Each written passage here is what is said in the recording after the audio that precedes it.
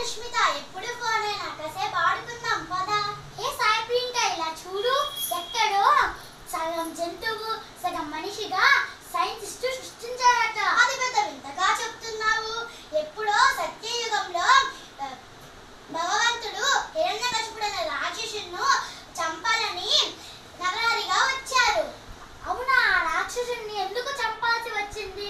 ఏంటా కదా? పూర్వం ప్రహ్లాదుడు అనే గొప్ప భక్తుడు ఉండేవాడు. ఆ ప్రహ్లాదుడు తండ్రే ఈ హిరణ్యకశిపుడు. అవునా? అవునా? ఏంటాకు?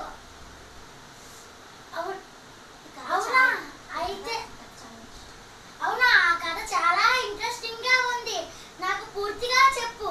హిరణ్యకశిపుడు హరిద్వేషి శ్రీహరిని చంపాలని బ్రహ్మకు ఘోర తపస్సు చేసి ఒక వింత కోరిక కోరారు. అవునా? ఏంటి ఆ వింత కోరిక? దేవతల చేత గాని, జంతువుల చేత గాని, మనిషి చేత గాని, ఆయుధం చేత గాని, రాత్రి గాని, పగలు గాని, ఆకాశంపై గాని, నేలపై గాని, బ్రహ్మ సృష్టించిన ఏ జీవి చేత గాని చావు ఉండకూడదని. అవునా? బ్రహ్మ ఇచ్చాడా? ఇచ్చాడు. తర్వాత హిరణ్యకశిపుడు ప్రహ్లాదుని చంపాలనుకున్నాడు.